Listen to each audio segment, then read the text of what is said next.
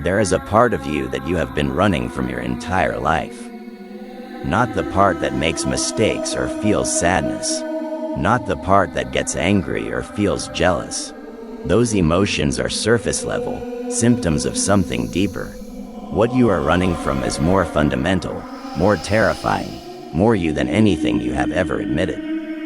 It is the part of yourself you decided long ago was unacceptable. The part you buried so deep you convinced yourself it does not exist. The part that contradicts the story you tell about who you are. Carl Jung called this the shadow, and he understood something most people spend their entire lives avoiding. You cannot heal what you hide. You cannot integrate what you refuse to acknowledge. You cannot become whole by pretending half of yourself does not exist. We are living in an age of curated personas. Every platform, every interaction, every relationship becomes an opportunity to perform the version of ourselves we want others to see. We are kind, we tell ourselves. We are rational. We are good people who want good things. We would never hurt anyone intentionally.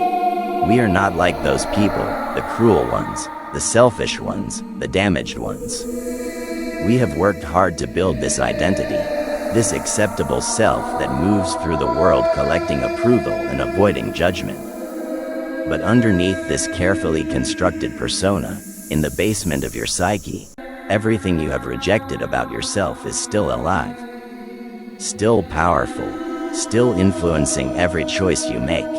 And until you face it, until you drag it into the light and acknowledge its existence, you will never be free. What happens to the person who refuses to look at their shadow? What becomes of the individual who spends their entire life maintaining the illusion that they are only their best qualities? They suffer, not obviously, not dramatically, but in ways that seem to come from outside rather than inside. Their relationships fail for reasons they cannot quite understand. Their anger erupts at inappropriate moments, surprising even themselves. They sabotage their own success through behaviors they swear they would never engage in. They attract the same painful dynamics over and over, convinced that the problem is always other people, never themselves. This is the price of hiding. This is what happens when you refuse to heal what you cannot bear to see. Jung spent his life exploring the depths of the human psyche, and what he found was both terrifying and liberating. He discovered that we are not just one thing. We are multiplicities, containing contradictions, housing both light and dark, capable of both creation and destruction. The person who is kind in public may harbor cruelty in private. The individual who preaches morality may be driven by desires they condemn in others. The one who appears confident may be consumed by self-hatred they refuse to acknowledge. This is not hypocrisy, Jung argued. This is being human. The shadow is not a flaw in your character. It is the natural consequence of growing up in a world that demands you reject parts of yourself to be accepted. Think about your childhood. Think about the moments when you learned what was acceptable and what was not. Maybe you were told that anger is bad, so you learned to suppress it. Maybe you were taught that wanting attention is selfish, so you learned to hide that need. Maybe you were punished for being too loud, too quiet, too much, too little. Whatever the specific lessons were, you learned them thoroughly. You learned which parts of yourself earned love and which parts earned rejection. And being a child, dependent on that love for survival, you made a choice. You would become what was acceptable. You would hide what was not. You would split yourself in two. The acceptable self you show the world, and the rejected self you bury in the dark. This splitting is not conscious. It happens gradually, over years, through thousands of small moments where you chose approval over authenticity. And it works, for a while. You become the person your parents wanted, your teachers rewarded, your peers accepted. You get good at reading rooms, at knowing what to show and what to hide. You build a persona that functions in the world. But the rejected parts do not disappear. They go underground. They become the shadow. And from the shadows, they continue to influence your life in ways you do not understand and cannot control. Jung warned that what you do not bring to consciousness appears in your life as fate. The anger you suppress erupts as road rage that shocks you. The neediness you deny manifests as relationships where you are constantly disappointed by others' inability to read your mind. The selfishness you judge in others is the selfishness you refuse to see in yourself, so you attract selfish people who mirror what you hide. The cruelty you insist you are incapable of emerges in passive-aggressive behaviors you do not even recognize as aggressive. This is not punishment. This is psychology. The shadow will have its say, one way or another. Either you acknowledge it consciously and integrate it, or it controls you unconsciously and destroys you. We are standing at a threshold. On one side is the comfortable lie you have been telling yourself about who you are.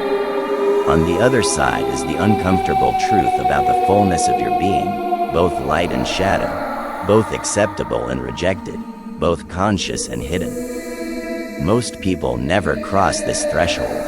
Most people spend their entire lives on the safe side, maintaining the persona, denying the shadow, wondering why life feels so difficult, why relationships feel so painful, why success feels so hollow.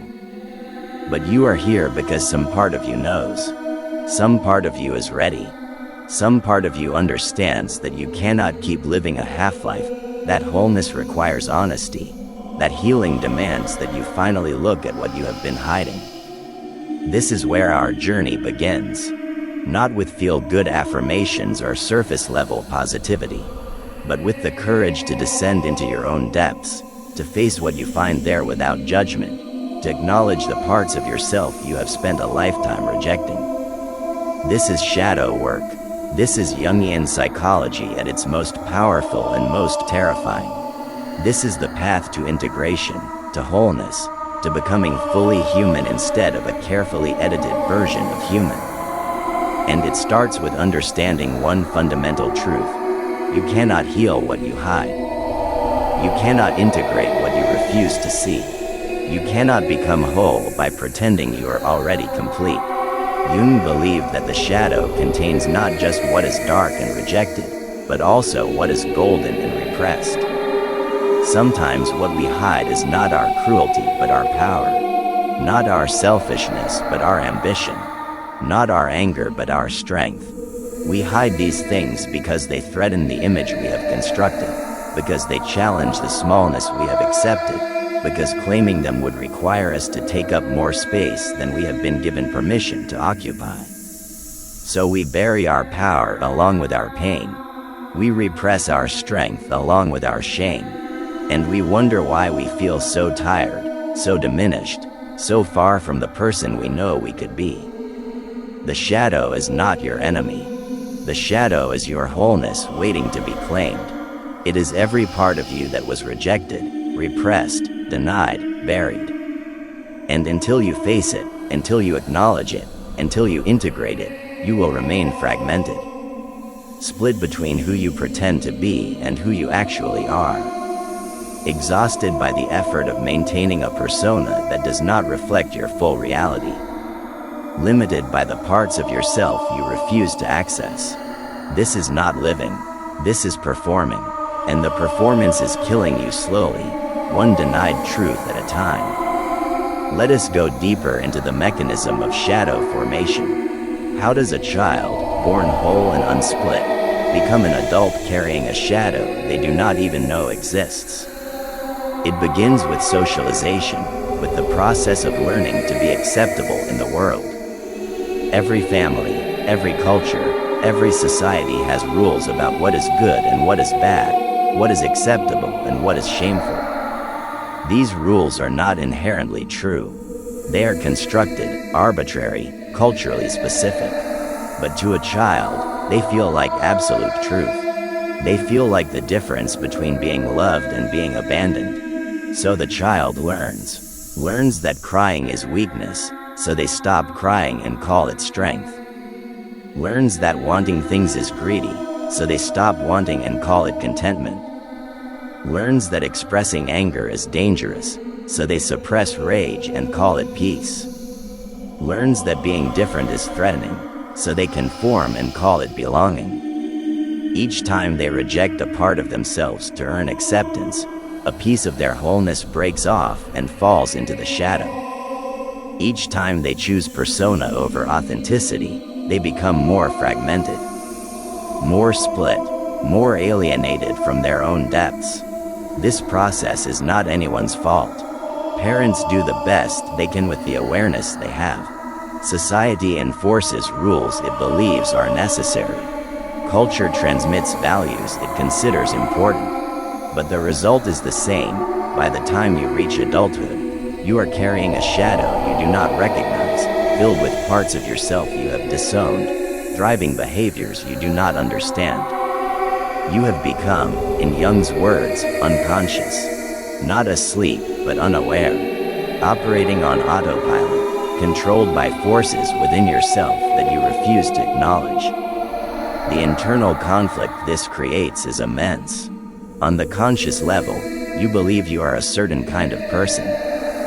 Kind, rational, controlled, good. But on the unconscious level, all the rejected parts are active. The anger you denied, the selfishness you condemned, the cruelty you insisted you were incapable of, the power you were taught to fear. These parts do not disappear because you refuse to acknowledge them. They go underground and begin to operate in the dark, influencing your choices, shaping your relationships, sabotaging your goals.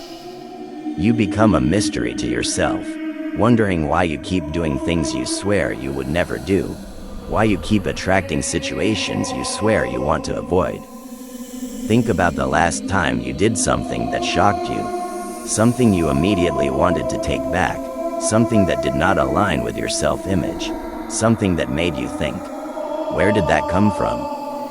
That was the shadow, the rejected part of you that you refused to integrate, emerging in a moment when your conscious control slipped. Maybe it was a burst of rage that seemed to come from nowhere.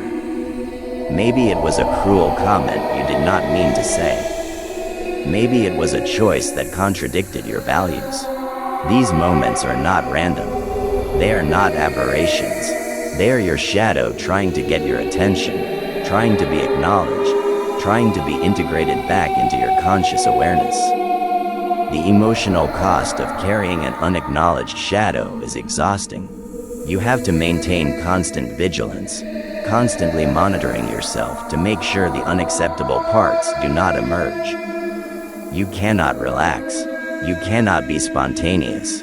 You cannot be fully present because some part of your energy is always devoted to suppression, to keeping the shadow contained. This creates a particular kind of tiredness that has nothing to do with physical exhaustion. It is the weariness of perpetual self-censorship, of living in a state of constant internal war. And then there is the projection. This is Jung's most crucial insight about the shadow. What you cannot acknowledge in yourself, you will see in others. The rage you deny in yourself, you will see everywhere in the world. The selfishness you refuse to own, you will constantly encounter in other people. The manipulation you insist you are incapable of, you will accuse others of endlessly. This is not because the world is full of angry, selfish, manipulative people, though some certainly are. This is because you are projecting your own shadow onto others, seeing in them what you cannot bear to see in yourself. This is why you keep attracting the same kinds of relationships, the same kinds of conflicts, the same kinds of situations. You are not unlucky. You are unconscious. You are projecting your unintegrated shadow onto the world and then wondering why the world keeps reflecting it back to you. The critical parent you swore you would never become is the critical voice you turned on yourself when you rejected your own needs. The unavailable partner you keep choosing is the emotional unavailability you practice with yourself. The competitive friend who makes you feel small is the ambition you buried because you were taught it was unseemly. Jung said that everything that irritates us about others can lead us to an understanding of ourselves. This is not abstract philosophy. This is practical psychology. The next time someone triggers you, the next time you feel a disproportionate reaction to someone's behavior, pause. Ask yourself, what part of me am I seeing in them that I refuse to acknowledge in myself? This question is uncomfortable. It requires honesty most people are not willing to practice. It requires you to consider that the problem is not just out there, but in here. That you are not just a victim of difficult people, but a participant in dynamics you help create through your own unconsciousness. The hidden mechanism beneath all of this is simple but profound. What you resist persists. The more energy you put into denying a part of yourself, the more powerful that part becomes. The anger you suppress does not dissipate, it intensifies. The need you deny does not go away, it grows more desperate. The power you reject does not disappear, it festers into resentment. Every act of repression strengthens the shadow. Every denial gives it more control. You think you are protecting yourself by hiding these parts, but you are actually empowering them, giving them unconscious authority over your life. Society teaches us that some parts of being human are acceptable and others are not. But Jung understood that wholeness requires integration, not rejection. That becoming fully human means acknowledging all the parts, not just the pretty ones. That healing happens not through denial, but through acceptance. This does not mean acting on every impulse. This does not mean expressing every dark thought. This means acknowledging that these impulses and thoughts exist, that they are part of you, that they do not make you bad or broken. They make you human. Nietzsche spoke of the importance of saying yes to life, all of life, not just the comfortable parts. This applies internally as well as externally. You must say yes to all of yourself. Yes to the anger. Yes to the fear. Yes to the shame. Yes to the parts that contradict your self-image. Yes to the shadow. This is not moral permission to act destructively. This is psychological permission to stop pretending you are only one thing. To stop exhausting yourself with the effort of maintaining an impossible purity. To stop fragmenting yourself into acceptable and unacceptable parts. The cost of hiding the shadow is not just personal suffering. It is collective suffering, because when individuals refuse to acknowledge their own darkness, they project it onto groups, onto other races, other religions, other political parties. They need someone to carry the shadow they refuse to own. This is how atrocities happen. This is how good people do terrible things. Not because they are consciously evil, but because they are unconscious. Because they have split themselves so thoroughly that they can no longer recognize their own capacity for destruction. They have convinced themselves they are only light, so they must find darkness somewhere else to destroy. Now we arrive at the process itself, shadow work. How do you heal what you have been hiding your entire life? How do you integrate what you have spent decades rejecting? The answer is both simple and terrifying. You look at it. You stop running. You stop denying. You stop protecting yourself from the truth of your own depths. You turn and face what you have been fleeing. And you do it with honesty, without judgment, with a willingness to see yourself as you actually are rather than as you wish you were. This begins with awareness. You must become conscious of the shadow's existence. You must start noticing the patterns.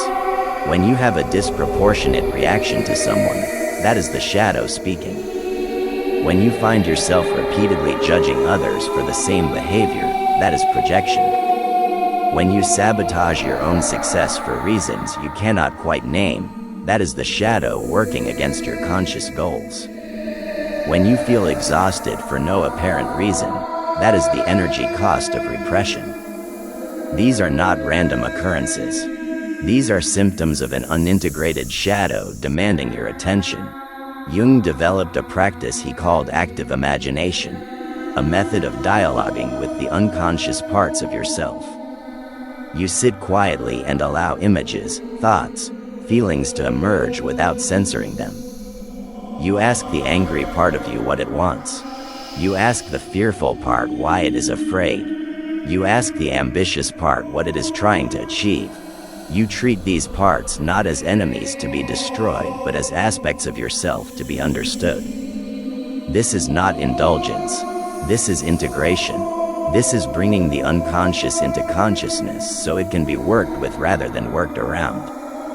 Another method is radical honesty, first with yourself, then with others who have earned your trust. You begin admitting the things you have never admitted. I am angry about this. I am jealous of that. I want this thing I have been pretending not to want.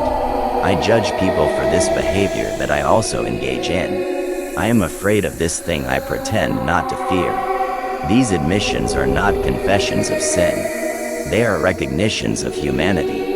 They are the beginning of integration, the acknowledgement that you contain multitudes, that you are not just one thing, that your shadow is part of your wholeness. The transformation that happens through shadow work is profound. When you stop using energy to suppress parts of yourself, that energy becomes available for other things.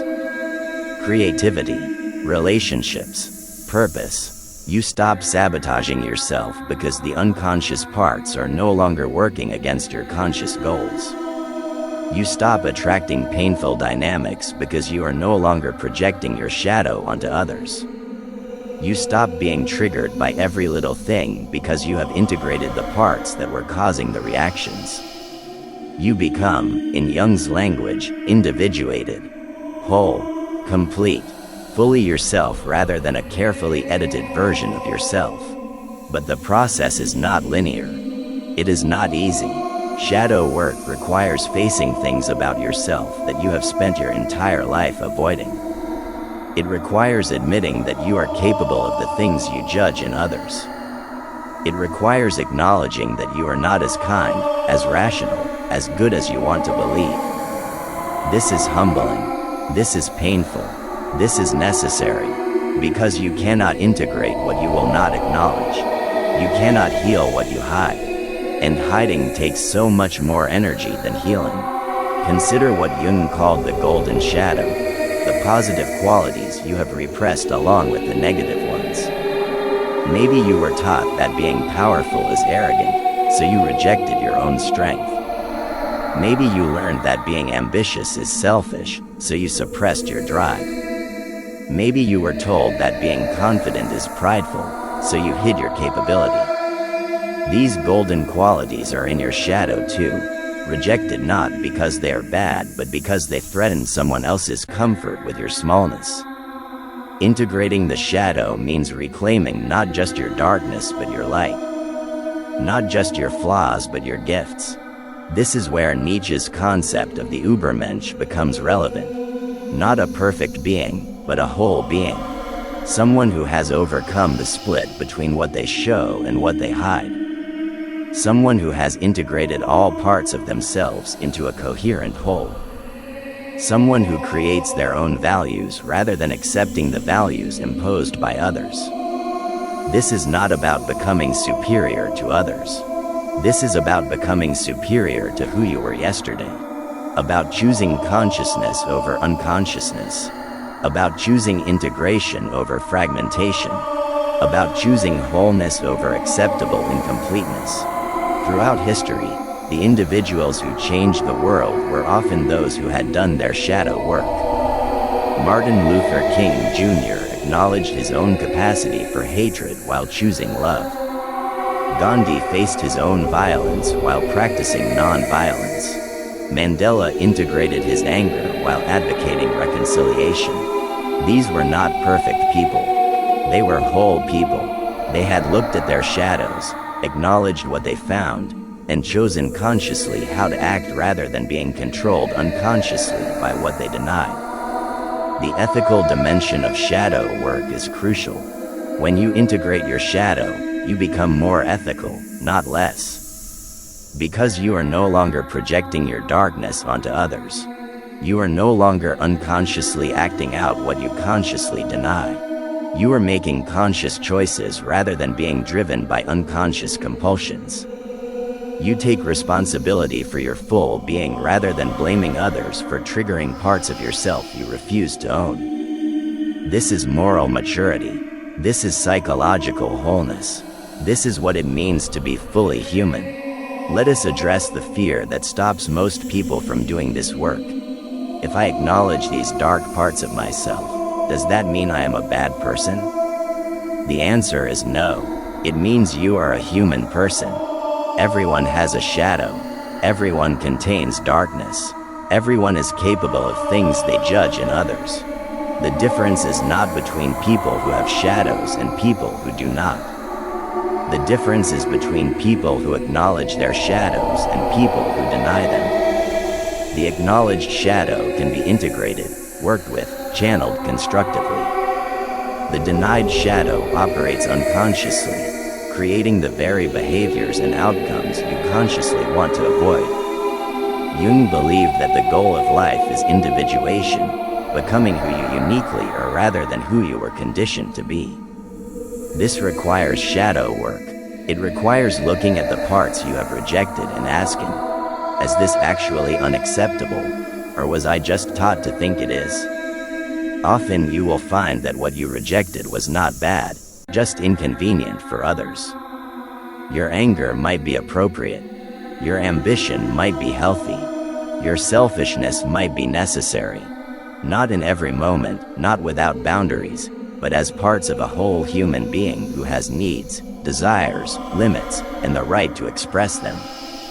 The transformation is not about becoming perfect. It is about becoming whole.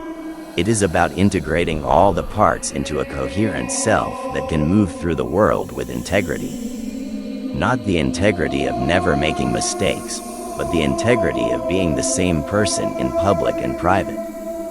Of not being split between who you show and who you hide. Of not exhausting yourself maintaining a persona that does not reflect your full reality. This is freedom. This is what waits on the other side of shadow work. So where does this leave you now, standing at the threshold of your own shadow? You have spent your life building a persona, an acceptable self that moves through the world collecting approval. And underneath, in the depths you have refused to explore, everything you have rejected is waiting. Waiting to be seen, waiting to be acknowledged, waiting to be integrated back into the wholeness you were born with and slowly taught to fragment. The question is not whether you have a shadow. The question is whether you are ready to look at it. The descent begins with honesty. Not the performative honesty of social media confessions, but the private honesty of admitting things to yourself that you have never admitted to anyone. Start with the small things. The petty jealousies you pretend not to feel. The small cruelties you engage in while telling yourself they are justified. The ways you manipulate while insisting you are direct. The neediness you hide behind independence. The anger you disguise as righteousness. Write these things down if you need to. Say them out loud to yourself. Stop pretending they do not exist. As you do this, you will encounter resistance. Parts of you will insist that this is unnecessary, that you are fine, that looking at the shadow will only make things worse. This resistance is the ego protecting the persona, trying to maintain the acceptable image you have spent your life constructing. But the resistance itself is information. The harder it is to admit something, the more important it probably is to acknowledge. The things that create the most discomfort when you consider them are likely the things you most need to integrate. Carl Jung taught that what we do not make conscious appears in our lives as fate. You have been living this truth without knowing it. The relationships that keep failing in the same way are showing you an unintegrated pattern. The success you sabotage right before achieving it is revealing a shadow belief about whether you deserve good things. The anger that erupts at inappropriate moments is demonstrating the cost of suppression. Your life has been trying to show you your shadow all along. You just have not been willing to look. Integration is not the same as expression. You do not integrate your shadow by acting on every dark impulse. You integrate it by acknowledging the impulse exists, understanding where it comes from, and choosing consciously how to work with it. The integrated person feels anger and decides whether acting on it serves their values. The unconscious person suppresses anger until it explodes in ways they did not choose. The integrated person acknowledges their neediness and asks directly for what they need. The unconscious person denies their needs and manipulates others into meeting them. Integration gives you choice. Suppression takes choice away. Think about who you become when you integrate your shadow. You stop being shocked by your own behavior because you know what you are capable of. You stop judging others so harshly because you have acknowledged the same capacities in yourself. You stop being triggered constantly because you have accepted the parts of yourself that were causing the reactions. You stop exhausting yourself with the effort of maintaining an impossible persona. You have energy for things that matter because you are not using it all to suppress things that are already part of you. The golden shadow comes forward too.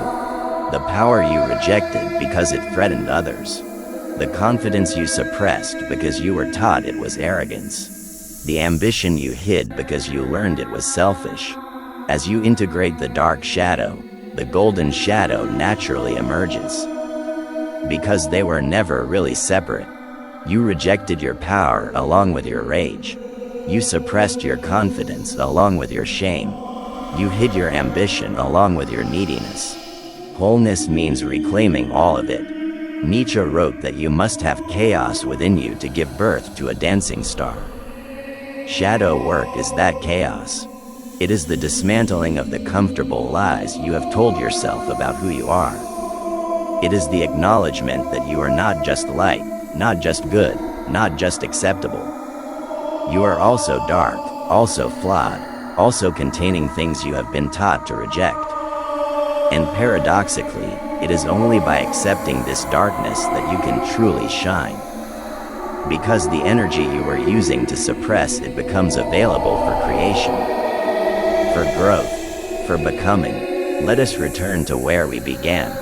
You cannot heal what you hide. You cannot integrate what you refuse to see.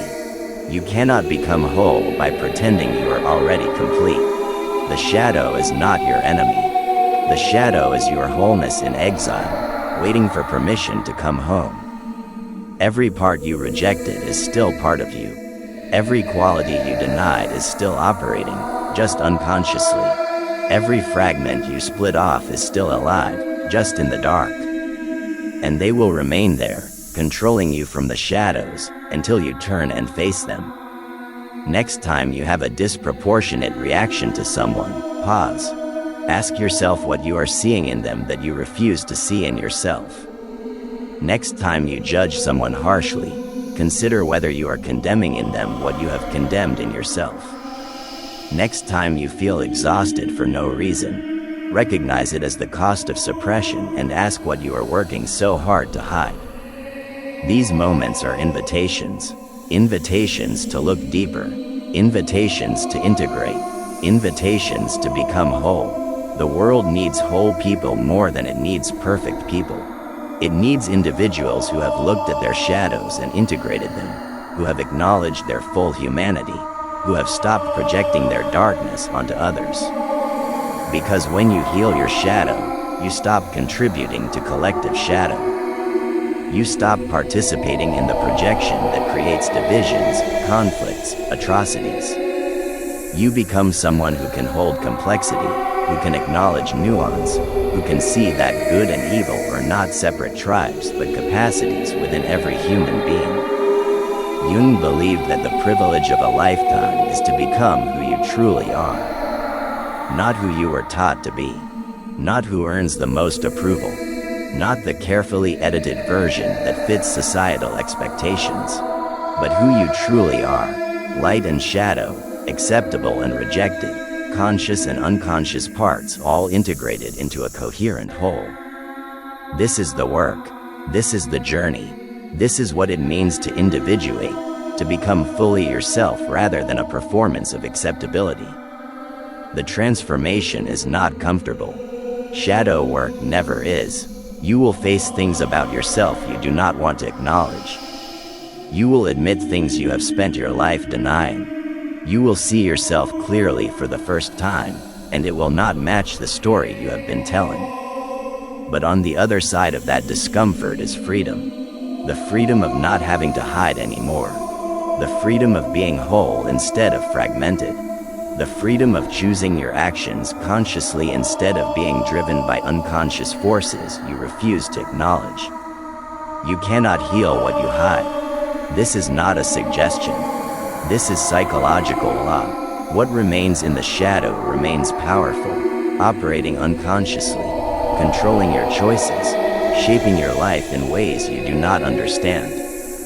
But what is brought to consciousness can be worked with, can be integrated, can be transformed from enemy to ally, from shadow to strength. The choice, as always, is yours. But now you know what the choice costs. Now you understand what waits in the shadow. Not a monster, but a part of yourself asking to be welcomed home. If you are drawn to this work, if you recognize yourself in these patterns, if you are ready to stop hiding and start healing, stay with us. Subscribe to this channel, because shadow work is not a one-time event. It is a lifelong practice of bringing unconscious material into consciousness, of integrating what you have rejected, of becoming increasingly whole. The journey starts with a single acknowledgement. I contain multitudes. I am not just one thing. I have a shadow, and it is time to look at it. Make that acknowledgement. Start the work. Become whole. Because you cannot heal what you hide, but what you bring to light can finally set you free.